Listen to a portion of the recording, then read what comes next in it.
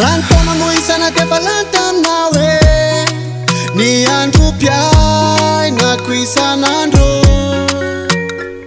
nanaret putne na kuitaku aze sange fazat satanawo satanya fya sambulatie bulamana tena fiuvani ndayandwa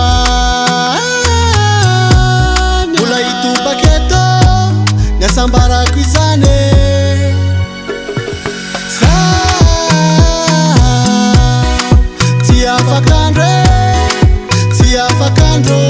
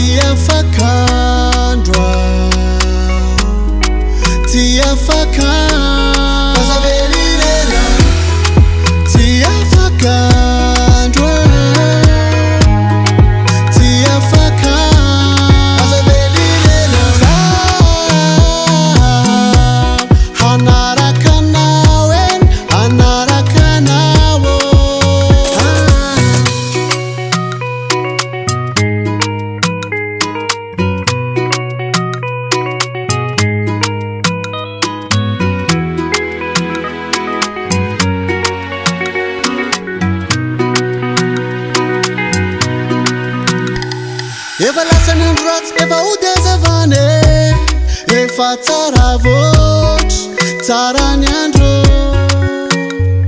Nan biftam chuk ananela kela tanwan Eva manambar, fafyai nambava Nyantsikaru fa Sambulatie, bulamana tena Fiuvani ndayandwa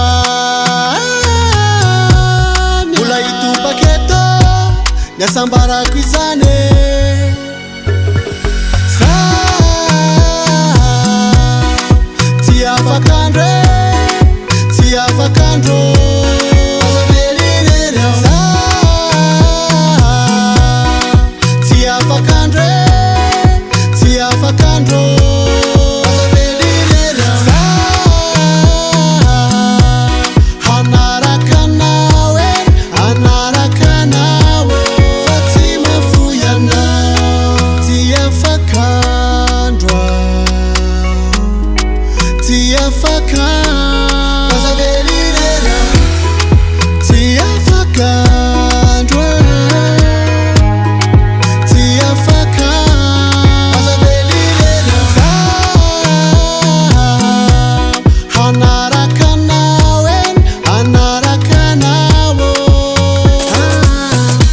Studzany aminao lay tiko aminao za rano masy pifaliana sisanao itomaniko tsotra ny fiainako